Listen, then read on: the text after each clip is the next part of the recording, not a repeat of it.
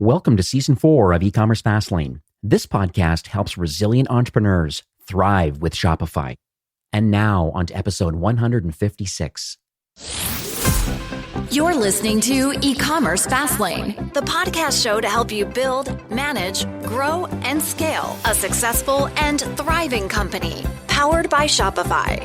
Listen to real conversations with partners and subject matter experts as they share proven practical strategies, platforms, and the best Shopify apps to help you accelerate your business. The time is now for you to improve efficiencies, grow revenue, profit, and lifetime customer loyalty. Please welcome your host, startup founder, and strategic advisor, Steve Hutt. Today's episode is brought to you by High Conversion Recommend, powered by Amazon Personalize. They help medium to large Shopify merchants boost engagement, increase conversions, and most importantly, grow new revenue with the same product recommendation AI that's used on Amazon.com. When your visitors can't quickly discover the right products, they leave and they go to a competitor or a big marketplace, which really explains why, on average, 90% of your online visitors never find a product or add an item to the shopping cart. High Conversion Recommend is unique. They use visitor actions, context, and Amazon's own recommendation algorithms to generate ultra-relevant, personalized recommendations all in real time. And the results are proven. Shoppers who engage with product recommendations are known to produce more in revenue per visit compared to those that do not. Because conventional recommendation apps train algorithms with existing customer data, the impact is limited to your smallest traffic segment, about 10% of your visitors, who are returning buyers and lookalike visitors. With High Conversion Recommend, you can benefit from Amazon's session-based personalized recommendation engine using live visitor actions and context to learn buying signals. This unlocks revenue potential from your largest share of visitors, up to 90% of your so-called cold traffic who would otherwise never buy anything. So, I highly recommend install High Conversion today. Take them up on their offer. They have a 7-day product recommendation challenge. They believe they can produce 100% more revenue per visitor in just 1 week with the use of Amazon's product recommendation algorithms. So head on over highconversion.com and mention you're an E-commerce Fastlane listener, and you'll also get an exclusive 20% off their annual plan. Well, hey there, it's Steve, and welcome back to the E-commerce Fastlane podcast. Now, if this is your first time listening, this is an e-commerce show where we have honest and transparent conversations about building and thriving with your store powered by Shopify or Shopify Plus. If you're an ambitious, lifelong learner, then you're in the right place today. New episodes are available twice weekly with your favorite podcast player like Apple Podcast, Stitcher, Google Play, Spotify, and many more. You can also stream current episodes, including a very relevant back catalog, directly from ecommercefastlane.com. Now, my guest on today's episode is Henry Prevet, who is the Director of Partnerships at a company called Impact, and they're a platform and an ecosystem that helps merchants acquire new customers through affiliates and influencer partnerships. They're traditionally affiliate and influencer programs for some of the largest e-commerce brands in the world, but more recently now, they're delivering a lot of these same enterprise technology features to Shopify and Shopify Plus merchants. So they're kind of coming downstream a little bit because the market is much wider now, and Shopify is making a pretty significant impact on merchants and entrepreneurship. And I think through partnerships and affiliate relationships is a notable way of growing another sales channel. And really their goal is to drive new customer acquisition for brands through partnerships. And I've written a few questions down today that I think are super important. If you're doing anything with affiliate marketing or partnerships or influencers, today is going to be an excellent recording. So make sure you also listen through to the end. We have a phenomenal deal at the end of the episode that you might want to take advantage of with demos and discounts. So hi, Henry. Welcome to E-commerce Fastlane. Thanks for having me, Steve. I may have butchered it a little bit at the top of the show about what you do, but maybe in your own words about Impact, like what does the platform do? Because you were up market for quite a while in the largest e-commerce brands, but let's kind of bring it down into the Shopify world. Like what problems are you solving now for Shopify brands and store owners? Yeah, so I'll start with what Impact does, and then I'll get to the problem. What Impact does is we power a variety of different types of partnerships for brands, primarily in the e-commerce space. And that typically takes the form of affiliates, influencers, content publishers, even more integrated types of partnerships.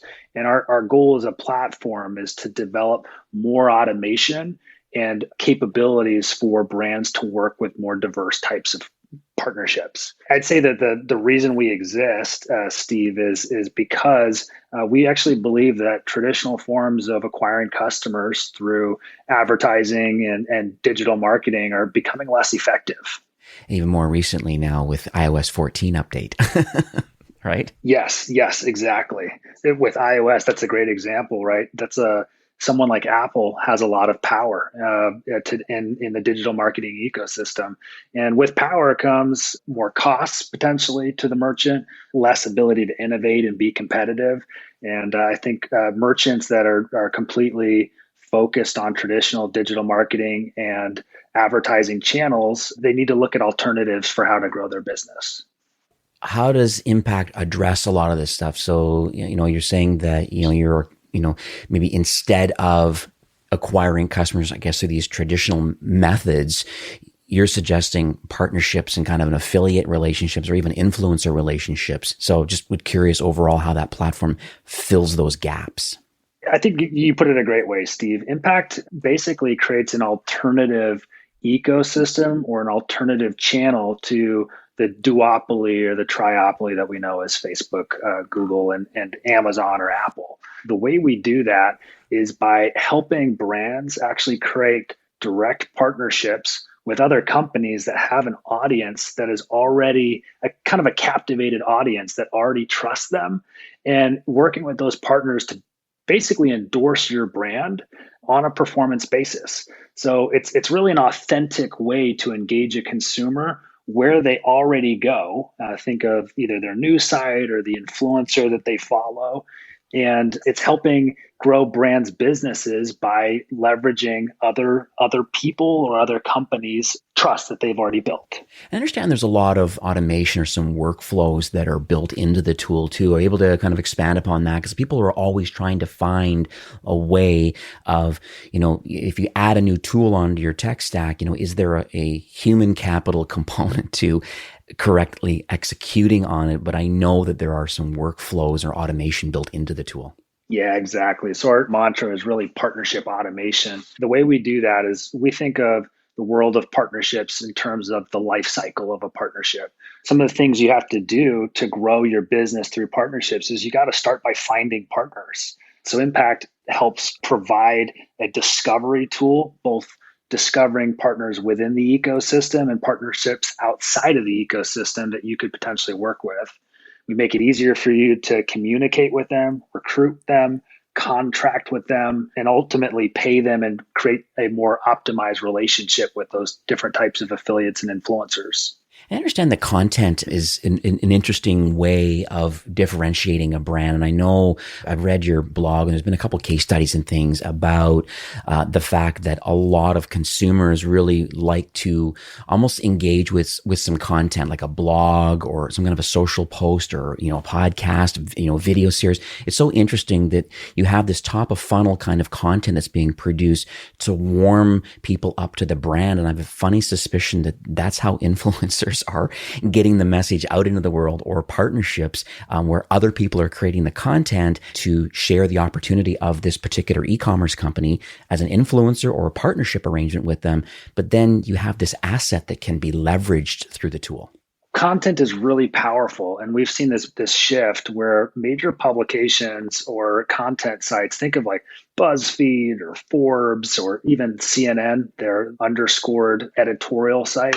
Virtually all of those sites have made pivots in the last couple of years where most of their business is generated through what they call content commerce, but it's basically they're acting as an affiliate and monetizing their content based on actual sales that they drive on behalf of merchants.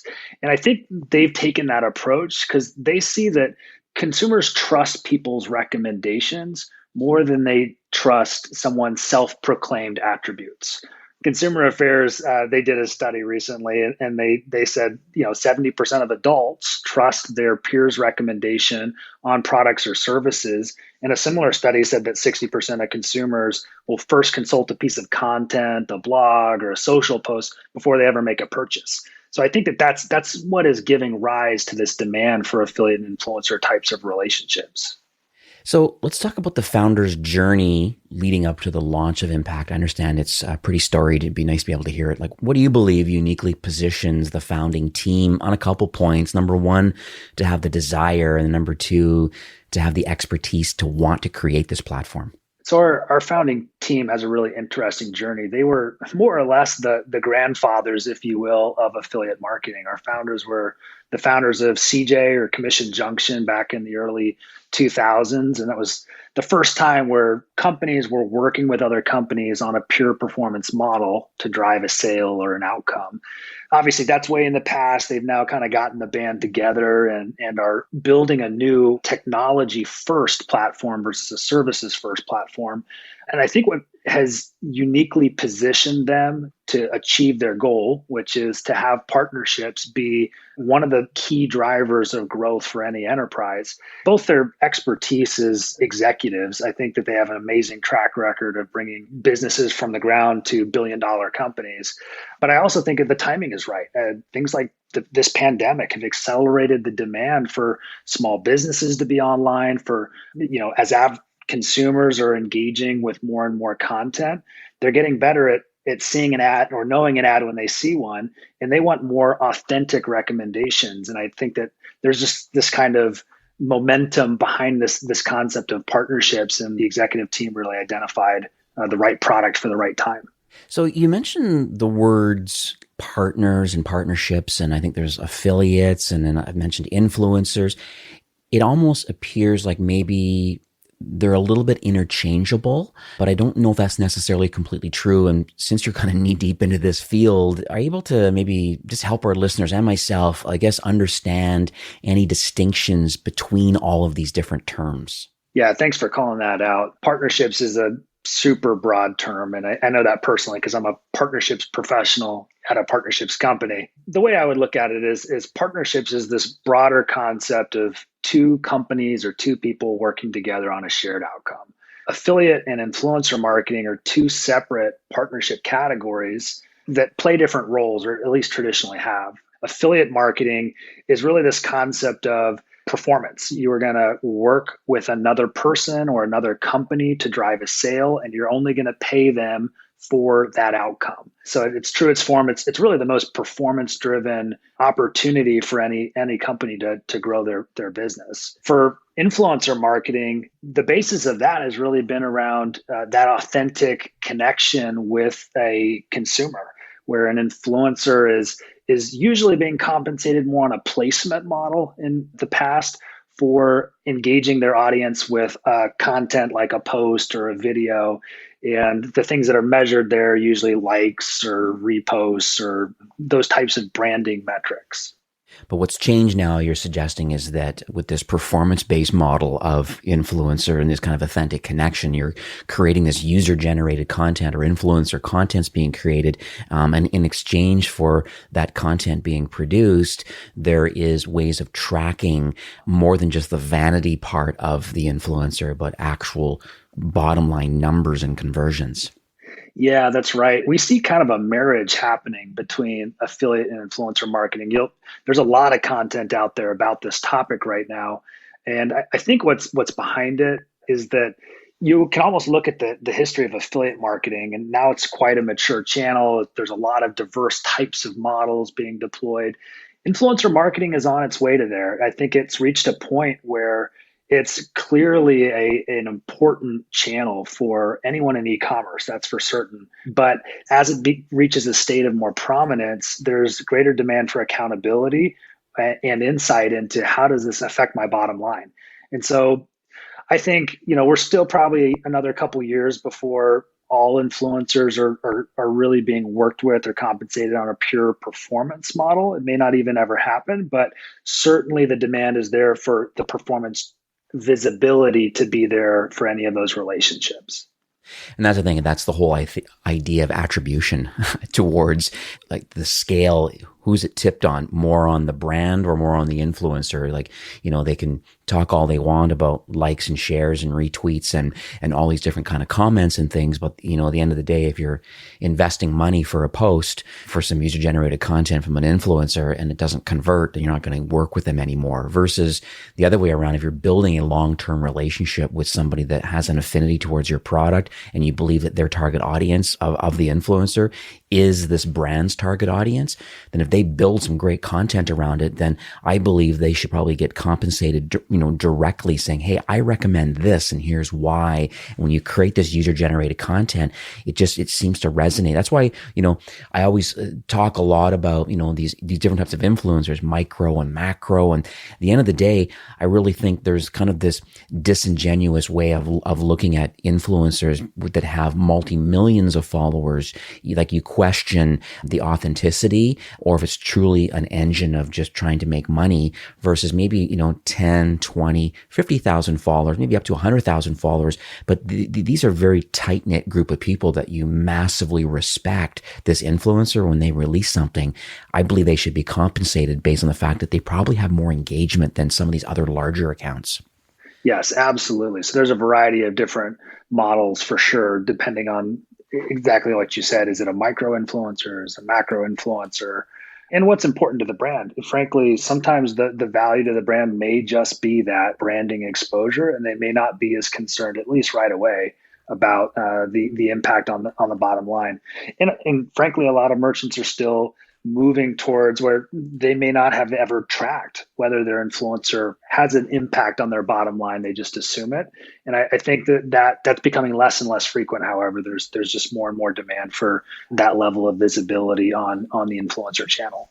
So let's talk about some results. I think people are always curious about the amount of money or revenue and lift and growth and all these. I use all these adjectives we want, but at the end of the day, you likely have, and I know I kind of did a little sneak peek inside your insights page on Impact's website, but maybe able to share how are these affiliates or these influencer partnerships, like how are they having impact today on e-commerce?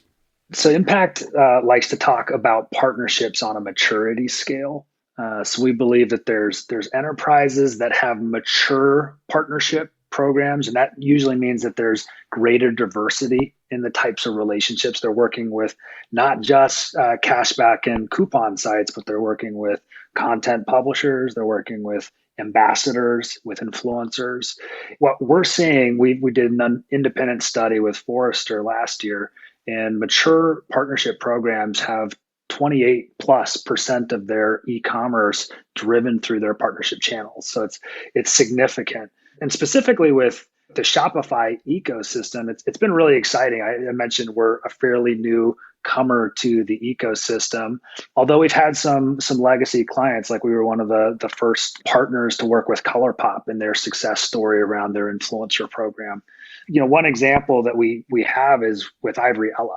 I remember working with Ivory Ella right at the inception when they started to work to create a partnership program with one of our agency partners on Impact. And they went from where $0 of their business was being driven through a partnership channel to where 17% of their business in the first year was coming through partnerships. And their ROAS was better than paid search. It was 19x. So really significant value to their business. Any other case studies that ring a bell? Yeah, another story would be Vincero. So where Ivory Ella's focus was really around influencers and how they could activate influencers to actually drive sales for their business. Vincero already had a history of affiliate marketing on a legacy affiliate network. They came to Impact along with their agency to diversify their partnerships. They wanted to have better controls around their coupon and deal site partners. They felt like some of those relationships were getting a bit out of control, and they wanted to work with more content publishers. So that was a big emphasis for them, was developing new content publishers. And overall, that was a really good move for them. It ended up where they were increasing their partnership channel revenue up to 350% from where it was on their legacy network. Well, how does retention work? Because I guess on one side of it, I'm thinking, Yeah, driving net new visitors through ambassadors and influencers and partnerships and those sort of arrangements, great. They show up and they convert. And a lot of brands have a retention manager or a retention strategy, but how does Impact view the retention model of this partnership arrangements? Yeah, so I'll start by, that's a metric that we've been really interested in. I think because Impact's roots are in performance, we always see things in terms of new customer acquisition. And that's built right into the product is how do you compensate partners to drive to new customer acquisition. But in that recent study that I mentioned that we conducted last year, we also saw that 45% of brands with partner programs were seeing a lift in their customer retention. And I think that comes through a few different things. It could come through some of those more integrated types of partner relationships. We have a lot of retailers that work with companies like buy now, pay later technologies. Think of like Afterpay or Klarna. So those are relationships that operate, funny enough, on an affiliate basis to help drive up retention. And there's also in the content space, what we've seen is there's more and more instances where merchants actually have third-party content live in their store. So a user is actually reading a review about their product as they're purchasing it. The consumer can actually go to your store to do their research about buying. So that drives up retention as well. I'm going to ask for some advice today from you because there is a diverse range of listeners and we can appreciate. I mean, there's 1.7 million Shopify brands out into the wild right now, and 10,000 or more are listening into this episode today. But I just would love to hear from you because you're kind of on the front lines. And like, I know you're in the partnership side, but you get to see what success looks like. And if you were to give some advice today to, brands or store owners, they're eager to grow or they're eager to scale, what sort of things, strategy or tactics would you recommend? Yeah, so I'll use it's a favorite old African proverb that I think is appropriate, which is if you want to go fast, go alone. If you want to go far, go together. And I think that really summarizes the value of partnerships. Partnerships create a moat around your business. They're an extension of your reach. They're an extension that helps build resilience for your business in ways that you can't through direct digital advertising and marketing. So my advice would be, it's not as easy as flipping on a switch. It's not like turning on a Google Ads account or a Facebook ads. It takes a human resource to think through the strategy for how we're going to work with these different types of partners. It takes time to nurture and develop those relationships. But those are ultimately relationships and partnerships that are going to help your business be more resilient and have more profitable long-term growth. So that'd be my advice. So what about the future for the product? I mean, obviously, it has its roots more in enterprise e-commerce. And now, like I mentioned, you've come downstream a little bit to make this accessible now in the Shopify world. Are you able to share maybe what the North Star might be, I guess, for the remainder of 21? How's the partner alignment or innovation? Just end of the day, I just want to get warm and fuzzy about how you're going to continue to offer value and assistance to Shopify brands. Yeah, we're extremely excited about this. I'd say Impact has got some growing up to do, right? Today, we work with 2,000 of the largest enterprises in the world, but working with a brand like that is very different than working with an SMB or a mid-market brand. So I think our North Star is how do we simplify the product and how do we put that product more into the hands of business owners. And that's why we think Shopify is such a strategic partner for us in helping us develop. Yeah, so I think our North Star is our customer. We want to make it easier for them to develop more meaningful, more profitable partnerships. And we want to take the learnings and the technology that we've worked hard to develop for some of the largest retailers in the world. And we want to repackage that and rethink it in a way that helps an entrepreneur build their business. It's almost like you use the term, I think in this recording, about democratizing partnership commerce. Like it sounds like it could be a great word to use. It could be a good jingle because that's really what it is. And that's what Shopify is about, democratizing kind of entrepreneurship. I mean, we're an entrepreneurship company. That's the whole mantra and presence behind the companies. We're trying to make it easy and scalable, but accessible. And I think that's what you're trying to do also is coming down market a little bit, but just making the product awesome. And at the end of the day, it's like, how can you build long-term relationships with other humans who could be partners. They could be partnerships. They could be influencers or influencer relationships, ambassadors. It's nice that the product takes care of a lot of that for you.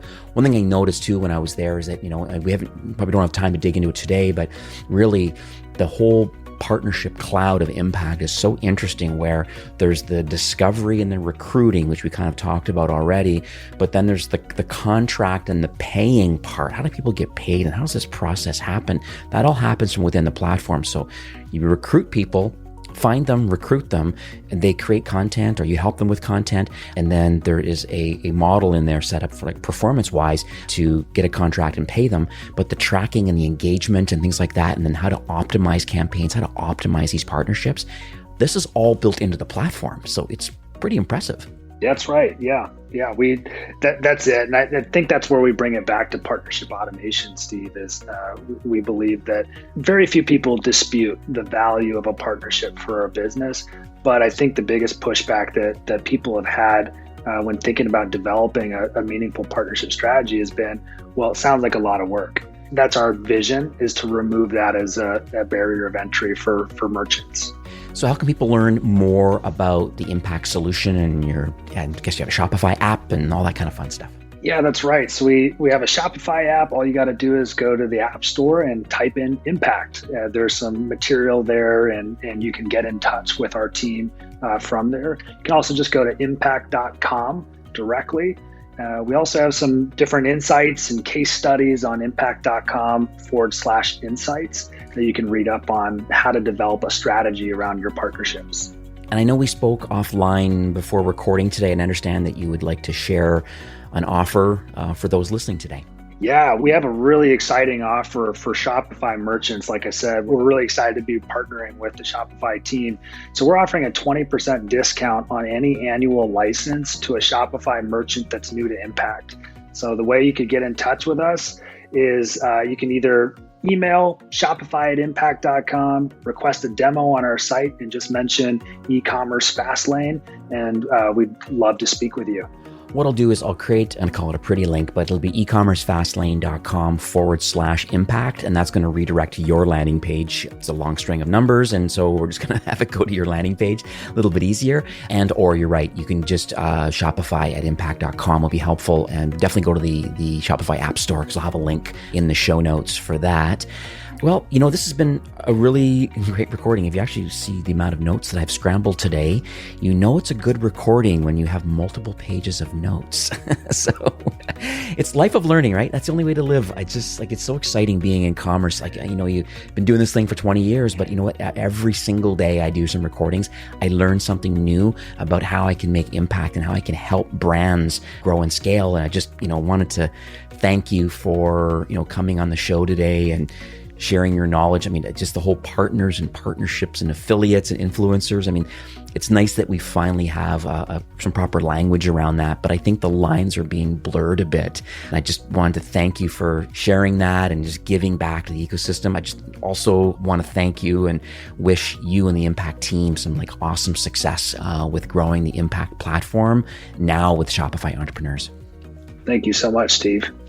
All right. Have yourself a great day. Today's episode is brought to you by High Conversion Recommend, powered by Amazon Personalized. They help medium to large Shopify merchants boost engagement, increase conversions, and most importantly, grow new revenue with the same product recommendation AI that's used on Amazon.com.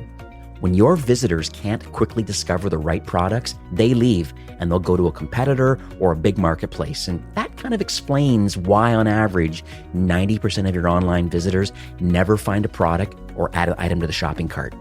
Effective product discovery is a must-have capability for all Shopify brands with 50 products or more in their catalog and ideally $1 million per year in revenue.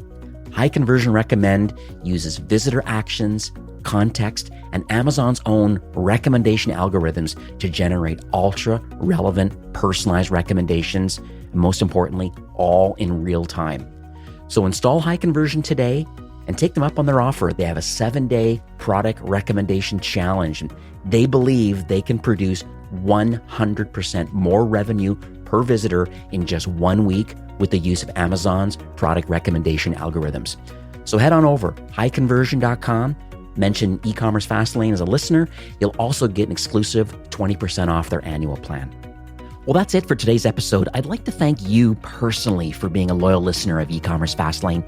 It's my hope that this podcast is offering you a ton of value through growth strategies, tactics, and exclusive insider tips on the best Shopify apps and marketing platforms, all with my personal goal to help you build, manage, grow, and scale a successful and thriving company powered by Shopify. Thanks for investing some time today and listening to the show.